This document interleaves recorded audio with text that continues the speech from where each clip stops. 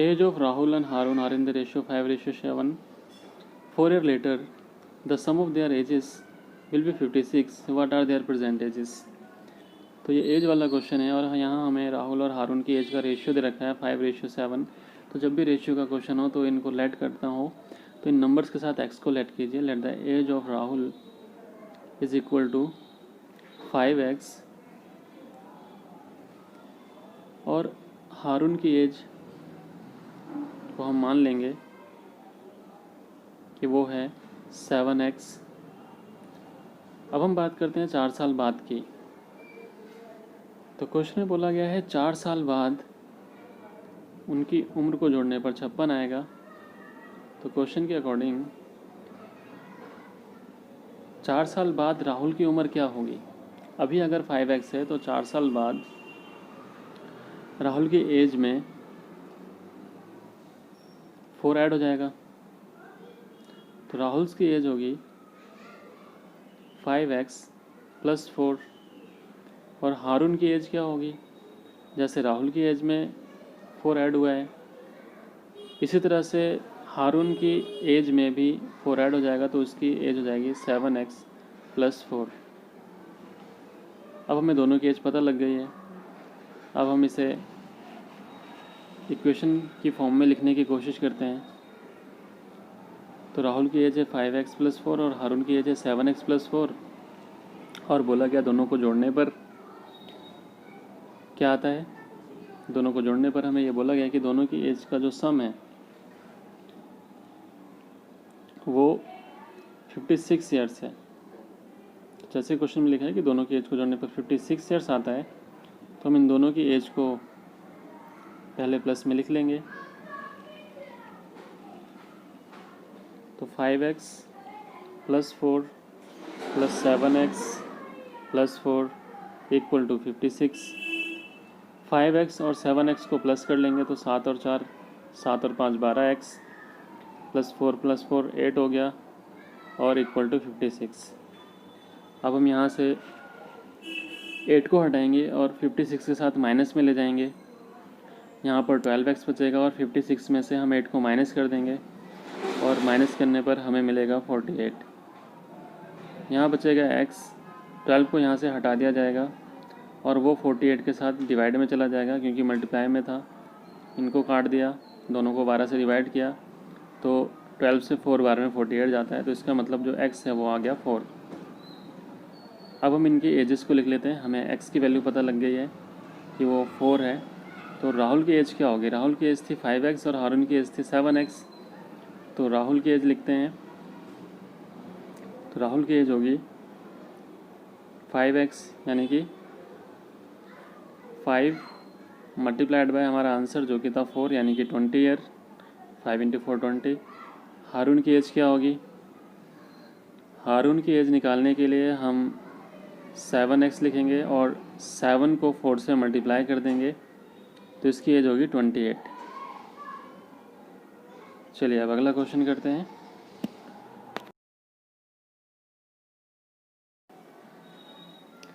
आइए शुरू करते हैं 10वां क्वेश्चन। और 10वां क्वेश्चन है कि number of boys and girls in a class are in the ratio 7:5। The number of boys is 8 more than the number of girls. What is the total class strength?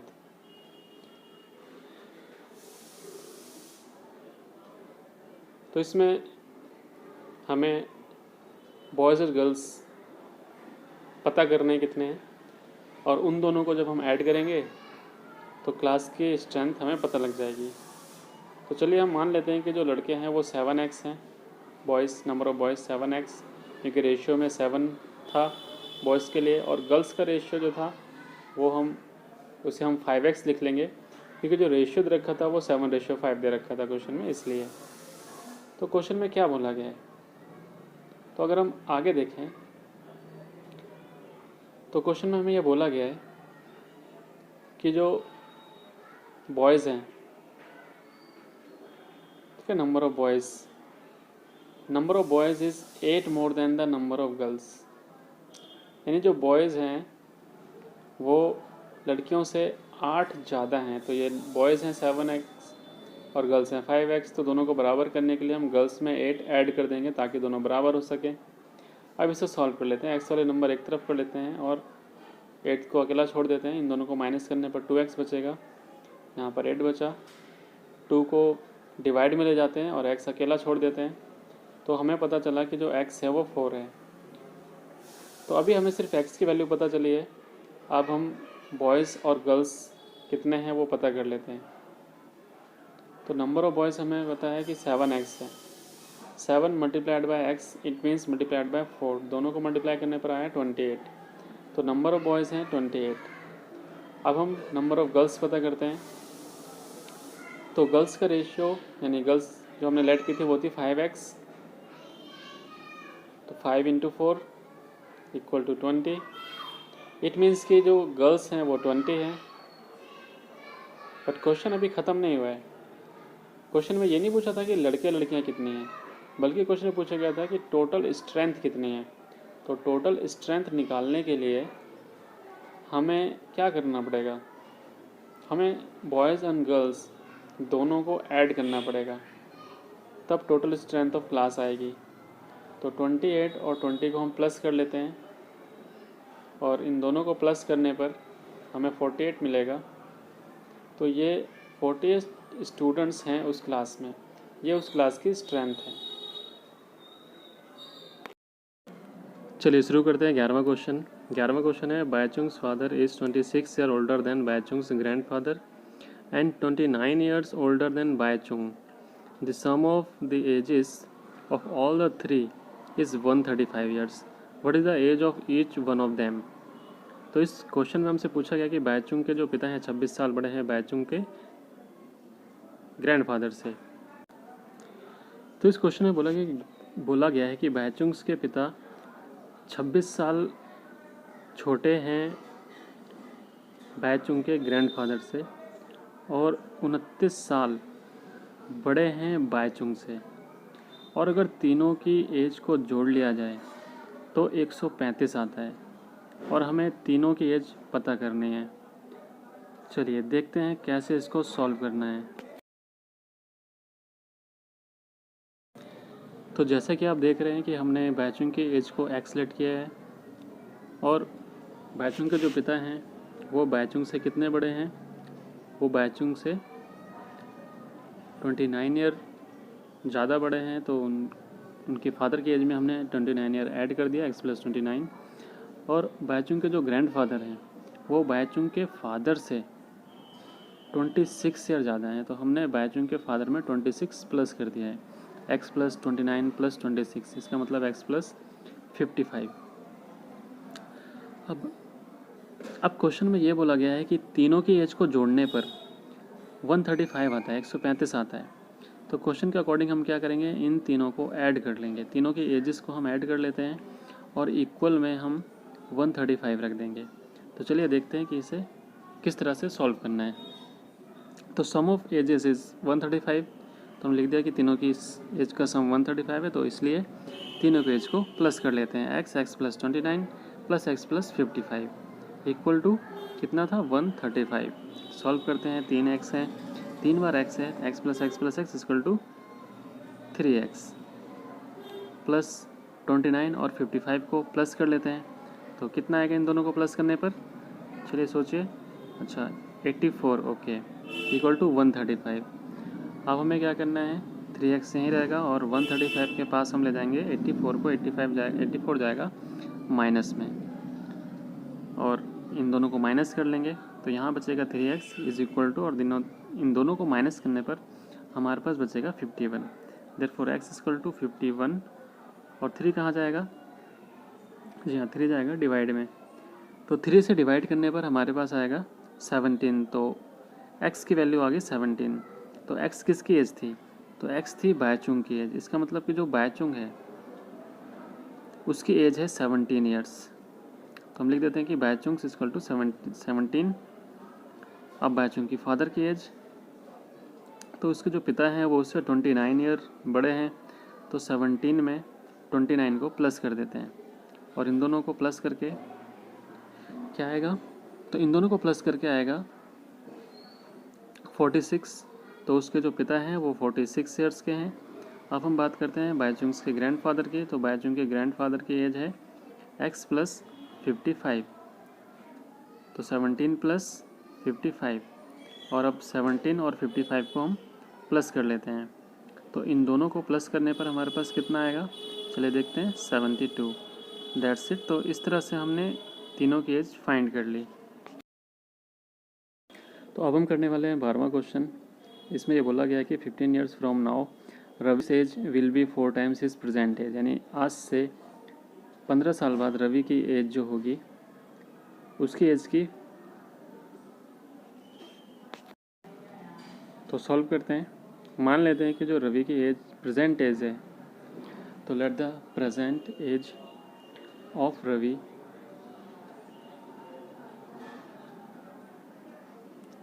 Equal to x years. तो question में बोला गया है आज से 15 साल बाद। तो आज से 15 साल बाद यानी 15 ईयर्स लेटर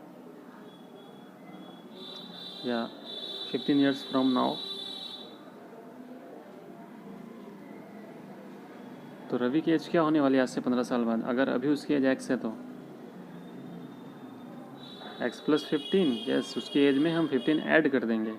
तो x प्लस 15 आज से 15 साल बाद एज होगी। मान लीजिए अभी आपकी उम्र 10 साल है, तो 15 साल बाद कितनी होगी, आप अपनी उम्र में 15 साल जोड़ देंगे, 25 साल हो जाएगी। सिमिलरली इसी तरह से यहाँ हमें नंबर नहीं पता, तो यहाँ हमने x ऐड कर लिया और x में 15 जोड़ दिया। अब क्वेश्चन के अकॉर्डिंग क्या बोला गया क्वेश्चन में कि जो उसकी प्रेजेंट एज है आज से 15 साल बाद, उसकी एज की प्रेजेंट एज जो है उसकी एज की 15 साल बाद कितने कितने गुना हो जाएगी, तो बोला गया 4 टाइम्स हो जाएगी। तो हम उसकी प्रेजेंट एज को 4 से मल्टीप्लाई कर लेंगे। अब इसे सॉल्व कर लेते हैं। तो 4x माइनस x को लेफ्ट में ले आते हैं, दोनों को माइनस किया, 3x equal to 15, x as it is. और अब हम डिवाइड में ले जाते हैं 3 को, और इसको काटने पर हमें मिलेगा 5। इसका मतलब ये हुआ कि रवि की प्रेजेंट एज है 5 ईयर्स।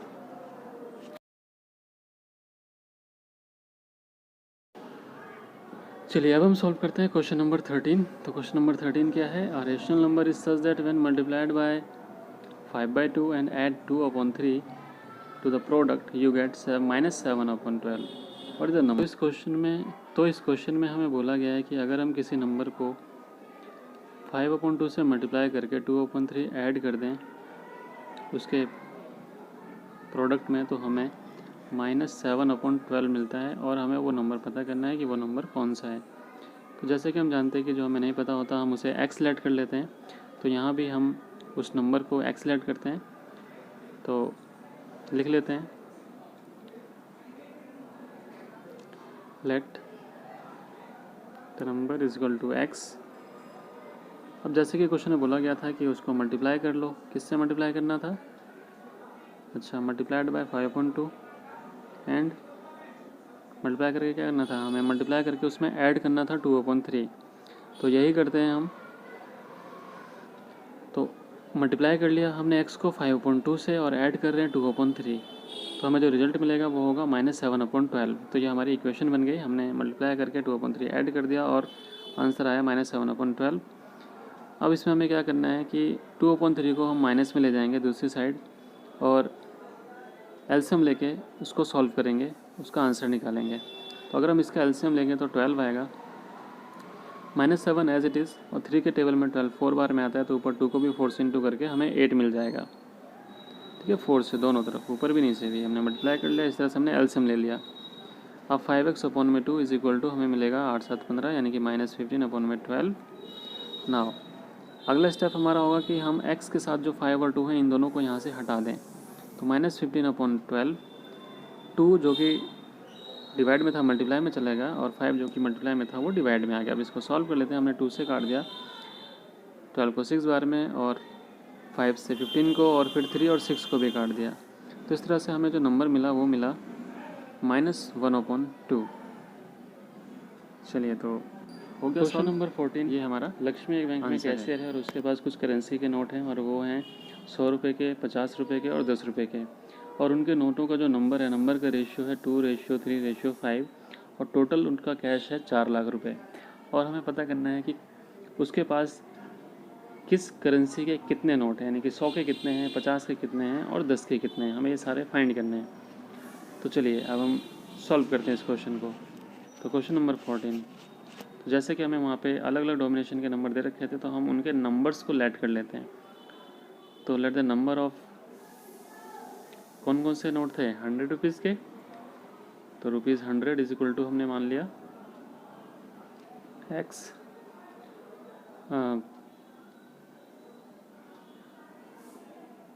50 के नोट कितने थे, उनका रेशियो 3 था तो 3x, 100 का 2 था तो 2x, 50 का 3 है तो 3x और 10 का 5 था तो 5x।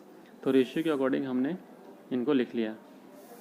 अब टोटल मनी, यानी कि अभी तो हमने सिर्फ नंबर ऑफ नोट लिखा है, अब हम टोटल कैश कितना है उसके पास ये देखते हैं। तो उसके पास टोटल कैश है 4 लाख रुपए। तो 4 लाख लाने के लिए हमें इन सब को ऐड करना पड़ेगा, लेकिन सिर्फ नंबर ऑफ नोट्स को नहीं, उसकी मोनेटरी टर्म को, यानी कि कितने रुपए होंगे उसके पास। तो 2x मल्टीप्लाइड बाय 100, तो इससे हमें पता लग जाएगा टोटल कितने पैसे होंगे 100 के। 100 रुपये के कितने रुपए बनेंगे, और 3 को मल्टीप्लाई कर लेंगे 50 से, और इसी तरह से हम 5x को मल्टीप्लाई कर लेंगे 10 से, और इक्वल टू लिख लेंगे 4 लाख। 2 को 100 से मल्टीप्लाई करने पर हमें मिलेगा 200x, 3x को करेंगे 50 से 150x, और 5 को हम 10 से करेंगे तो हमें मिलेगा 50x इक्वल टू 4 लाख। अब हम इन तीनों नंबर को जोड़ लेते हैं तो हमें मिलेगा 400x equal to 4 lakh. x को यहीं छोड़ दीजिए और 4 को डिवाइड में ले जाएंगे 400 को, 4 लाख के 2 जीरो से 2 जीरो कैंसिल, 4 से 4 को काट दिया 1, तो 1000, दैट्स इट। तो ये x की वैल्यू आई है, लेकिन हमें 100 के, 50 के और 10 के कितने कितने नोट हैं सारे पता करने हैं। तो हम क्या करेंगे, तो हम एक एक करके इन तीनों के नोट निकालते हैं कि कितने हैं। तो पहले 100 रुपये के नोट निकाल देते हैं। तो 100 रुपये के नोट है 2x, तो 2 multiplied by 1000 is equal to 2000, यानी 100 रुपये के 2000 नोट हैं। इसी तरह से हम 50 रुपये के नोट निकालते हैं। 50 रुपये के नोट 3x हैं, 3 मल्टीप्लाइड बाय 1000, तो इसका आंसर आया 3000, यानी कि 50 रुपये के 3000 नोट है। अब हम पता करते हैं कि 5 रुपये के कितने, 10 रुपये के कितने नोट हैं, सॉरी। तो 10 रुपये के हैं 5x, और इस तरह से हमें मिला 5 × 1000 मतलब 5000। तो इस तरह से हमने 10 के, 50 के और 100 के तीनों नोट निकाल लिए हैं। क्वेश्चन नंबर 15, मेरे पास 300 रुपये हैं कि 300 रुपये लेकिन कॉइन की फॉर्म में 1 रुपये, 2 रुपये और 5 रुपये के कॉइन है। जो 2 रुपये के कॉइन है वो 3 टाइम्स है 5 रुपये के कॉइन के, और द नंबर ऑफ कॉइन इस 160, टोटल जो कॉइन है वो 160 है। तो मुझे पता करना है कि हर तरह के कितने कॉइन हैं। क्वेश्चन को अगर ध्यान से देखें तो इसमें बोला गया है कि 2 रुपये के कॉइन 3 टाइम्स है 5 रुपये कॉइन के। तो चलिए इसको हम सॉल्व करते हैं और लेट करते हैं और देखते हैं कि ये किस तरह से सॉल्व होगा, सीखते हैं इस क्वेश्चन को सॉल्व करना। तो सबसे पहले हम लेट कर लेते हैं।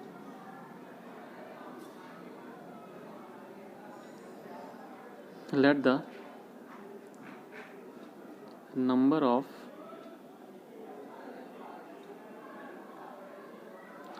₹5 coin is equal to x।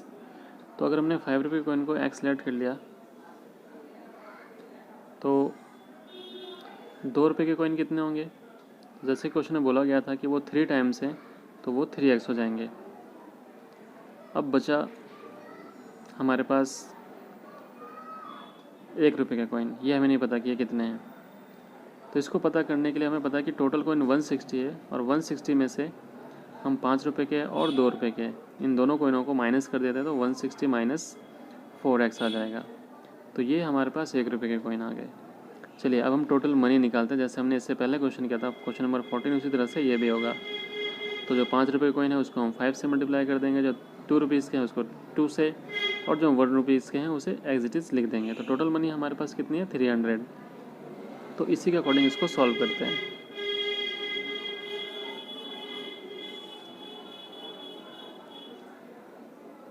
तो 1 रुपये के 160 माइनस 4x, इसको 1 से मल्टीप्लाई किया, plus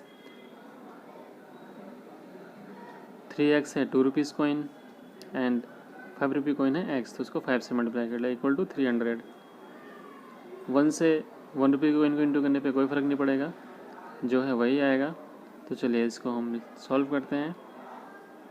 160 minus 4x plus 3 into 2 6x plus 5x is equal to 300। अब x वाले नंबर सॉल्व करते हैं। Minus 4x plus 6x plus 5x, तो 160 कितना आएगा यहाँ पर, यस 7x इक्वल टू 300।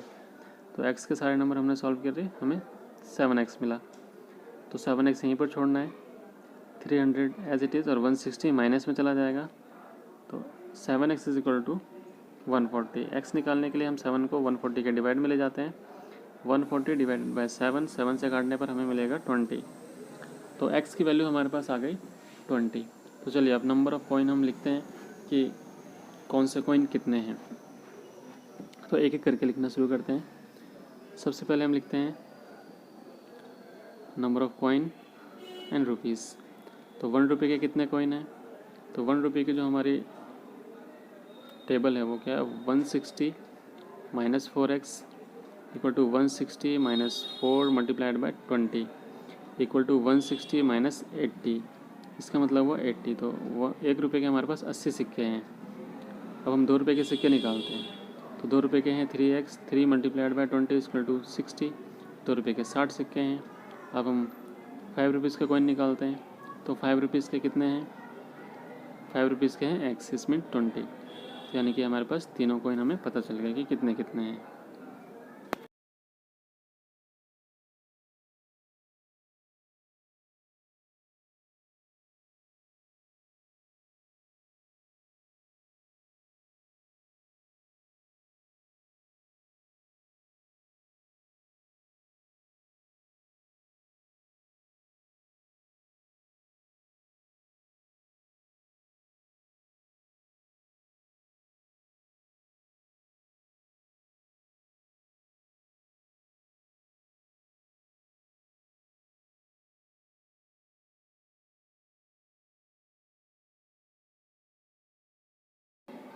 तो शुरू करते हैं इस एक्सरसाइज का लास्ट क्वेश्चन, जो कि क्वेश्चन नंबर 16 है। द ऑर्गेनाइजेशन ऑफ एन ऐसे competition decided that a winner in the competition get prize of 100 and a participant who does not win get a prize of 25. Total prize money distributed is 3000. तो जो जीतेगा उसे भी पैसे मिलेंगे और जो नहीं जीतेगा उसे भी मिलेंगे। तो हम मान लेते हैं कि टोटल नंबर ऑफ़ जो विनर हैं यानी कि जो जीते हैं वो x हैं। ठीक है, हमने लिख लिया कि टोटल नंबर ऑफ़ विनर कितने हैं, x हैं। और जो नॉट विनर हैं वो हम जितने भी लोग हैं जो नहीं जीते हैं वो, हाँ, जितने भी लोगों ने पार्टिसिपेट किया वो 63 हैं। तो जितने जीते हैं अगर हम 63 में से माइनस कर दें तो हमें पता लग जाएगा कि कितने लोग हैं जो नहीं जीते हैं। तो हमने लेट कर लिया कि जो विनर है x और जो नहीं जीते हैं वो है 63 माइनस x। तो जैसे कि क्वेश्चन में बोला गया है कि जो जीते हैं उन्हें कितने रुपए मिलेंगे, तो उन्हें मिलेंगे 100 रुपये। तो टोटल प्राइज़ मनी हमारे पास है 3000। जो जीतेगा उसे 100 रुपये मिलेंगे, यानी कि उसका टोटल हो गया 100x। और जो नहीं जीतेंगे वो कितने हैं, वो है 63 माइनस x, और उन्हें कितने मिलेंगे, उन्हें मिलेंगे 25। तो ये मनी होगी टोटल, जो जीतेंगे उनको और जो नहीं जीतेंगे उन्हें भी। अब इन दोनों को प्लस कर लेते हैं। तो 100x प्लस 63 माइनस x और बाहर 25 is equal to total prize money 3000। अब इसको सॉल्व करते हैं। 100x प्लस 25 63 से मल्टीप्लाई करेंगे और इन दोनों को मल्टीप्लाई करने पर क्या आएगा, तो चलिए इन दोनों को मल्टीप्लाई कर लेते हैं और इन दोनों को मल्टीप्लाई करने पर जो आता है उसे लिख लेते हैं। तो हम इन दोनों को मल्टीप्लाई कर लेते हैं और इनको मल्टीप्लाई करने पर आया 1575 minus 25x equal to 3000 as it is. तो 100 और 25 को माइनस करेंगे तो हमें मिलेगा 75x एंड 3000 माइनस 1575, ये माइनस में चला जाएगा। अब हम लिखेंगे 75 एज इट इज़ और 3000 में से 1575 को माइनस कर देंगे तो 75 एज इट इज़ और इन दोनों को माइनस करने पर आया 1425। तो x equal to 1425 divided by 75 और 75 से हम डिवाइड कर देते हैं 1425 को, तो इन दोनों को डिवाइड करने पर हमें मिला 19। तो इसका मतलब ये हुआ कि जो टोटल विनर हैं यानी जीतने वाले लोग हैं वो है 19। तो फिर अगर जीतने वाले लोग 19 हैं तो हारने वाले कितने होंगे, तो ये भी हमसे पूछा गया है, तो हमें दोनों निकालने हैं। तो चलिए फिर ऐसा करते हैं कि अब टोटल पार्टिसिपेंट 63 थे, तो इसलिए अगर जो विनर हैं वो 19 है। तो आज के लिए इतना ही, मिलते हैं अगले वीडियो में।